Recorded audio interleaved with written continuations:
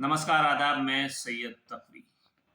Middle east की खबरों की अगर बात की जाए तो एक सबसे बड़ा सवाल जो पिछले 2-3 दिन से बातें हो रही उसको देख करके निकल के सामने आ रहा है कि क्या ईरान से डर गया है इजराइल और अमेरिका।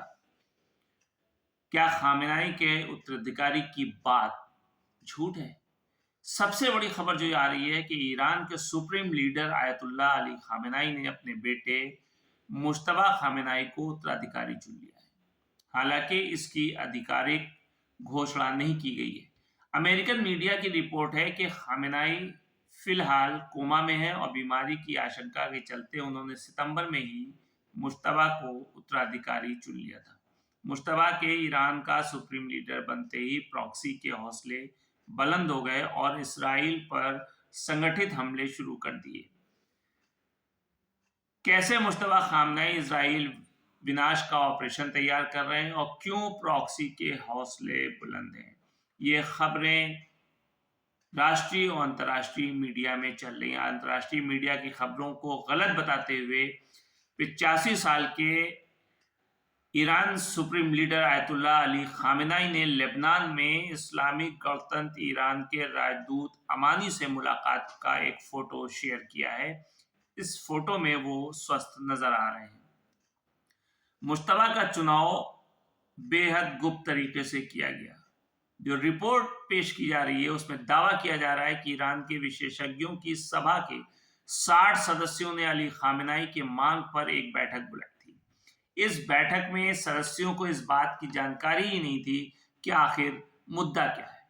बैठक में पहुंचने के बाद सदस्यों से इस चीज को राज यानी गोपनीयता के तहत तुरंत उत्तराधिकार पर फैसला करने का निर्देश दिया गया।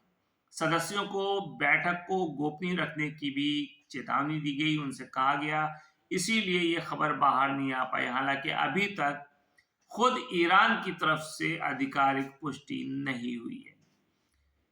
ईरान इंटरनेशनल की एक रिपोर्ट में ये बात सामने आई। हालांकि ऐसा दावा किया जा रहा है कि अधिकारियों ने पिछले महीने एक सीक्रेट मीटिंग के दौरान खामेनेई के उत्तराधिकारी का चुनाव किया। एक आधिकारिक बयान में यह भी कहा गया कि अमानी ने अपनी लेटेस्ट स्वास्थ्य रिपोर्ट सौंपी है। वहीं बताएं कि पिछले महीने ईरान की तरफ से इजराइल में लगभग बुनियादी ढांचे को निशाना बनाते हुए 180 मिसाइलें लॉन्च करने के बाद ईरान के supreme leader Ayatollah Ali Khamenei ने 5 साल के बाद अपना पहला उपदेश दिया था, यानी जुमे का खुतबा दिया था। उस वक्त भी सारी दुनिया और सारी मीडिया ये कह रही थी कि ईरान के सुप्रीम लीडर बंकर में छुप गए हैं, लेकिन उन्होंने इसका जवाब देते हुए खुले आसमान के नीचे 5 साल के बाद उपदेश यानी जुमे का खुतबा दिया। उन्होंने इस बात को भी कहा था कि इजराइल के लंबे समय तक टिकने की कोई संभावना नहीं। उन्होंने 5 अक्टूबर को अपने इस बयान में इजराइल के खिलाफ फिलिस्तीनी और लेबनानी आंदोलन का समर्थन भी किया था और उस वक्त तेहरान की एक मस्जिद में हजारों समर्थकों को संबोधित करते हुए ईरान के सुप्रीम लीडर खामेनेई ने इजराइल पर अपने मिसाइल हमलों को सार्वजनिक सेवा के रूप में ठहराया था। और वो तस्वीर भी सबसे ज्यादा वायरल हुई थी, जिसमें देखा गया था कि ईरान के सुप्रीम लीडर आयतुल्लाह खामेनेई बोलते समय बंदूक थामे हुए थे और उन्होंने घोषणा की थी कि इजराइल हमास या हिजबुल्लाह के खिलाफ जीत नहीं पाएगा। लेकिन उसके बाद भी ये खबरें जो मीडिया में लगातार आ रही हैं कि मुश्तबा खामेनेई को आयतुल्लाह अली खामेनेई का उत्तराधिकारी घोषित किया गया है। और सिर्फ इंटरनेशनल मीडिया ही नहीं बल्कि हमारे देश की राष्ट्रीय मीडिया जो है, जिसमें times now, times of India और इकोनॉमिक्स टाइम्स ने भी इमाम खामेनेई के उत्तराधिकारी की घोषणा की है। Times now, times of India और इकोनॉमिक्स टाइम्स जो प्रतिरोध और ईरान पर टिप्पणी करने वाले लाखों गोदी मीडिया वर्ग के लिए समाचार का एक मुख्य स्रोत भी है, उसने तय किया कि आयतुल्लाह खामेनेई के नए उत्तराधिकारी मुश्तबा खामेनेई होंगे। और सबसे बड़ी बात यह है, और वो मजाक की बात भी है, कि इन लोगों ने मुश्तबा खामनाई की जगह पे शहीद राष्ट्रपति इब्राहिम रईसी की तस्वीर लगा दी और उन्हें मुश्तबा खामनाई का नाम दिया। ये वही मीडिया आउटलेट है जिन पर हम और आप भरोसा करते हैं, यानी वही संस्थाएं जिन्होंने दशकों तक इमाम खामनाई को खुमैनी कहा। लेकिन सबसे महत्वपूर्ण यह कि आयतुल्लाह खामनेई के स्वास्थ्य के बारे में जो खबरें फैलाई जा रही हैं, फर्जी खबरें फैलाई जा रही हैं, वो क्यों? याद रखिए कि यहूदियों में इमाम खामनेई की मौत के बारे में झूठी खबरें शेयर करने का चलन है। 2020 में भी दावा किया गया था कि उनके बड़े बेटे मुश्तबा खामनेई सत्ता संभालेंगे, यानी आज से 4 साल पहले।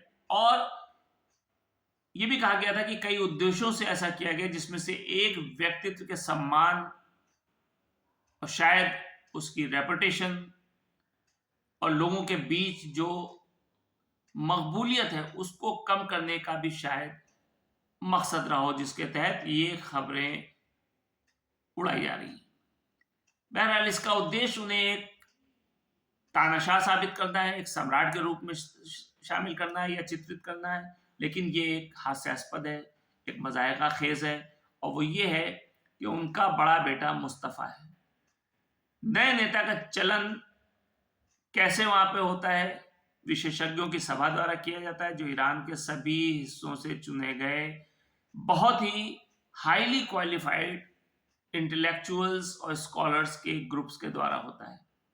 वली अल फकीह का जो ये पद है वो पूर्व नेता द्वारा नहीं, बल्कि मजलिस खुबरगान के उन उच्च श्रेणी के न्यायविदों की परिषद और सम्मेलन द्वारा चुना जाता है।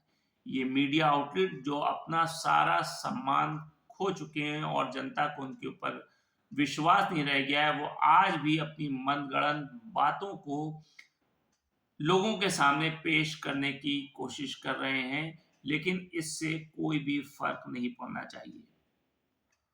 इसके अलावा आपको बताते चलें कि जो मजलिस खुबरगान यानी विशेषज्ञों की सभा है, इसमें सभी उम्मीदवारों को गार्जियन काउंसिल के द्वारा अनुमोदित किया जाता है।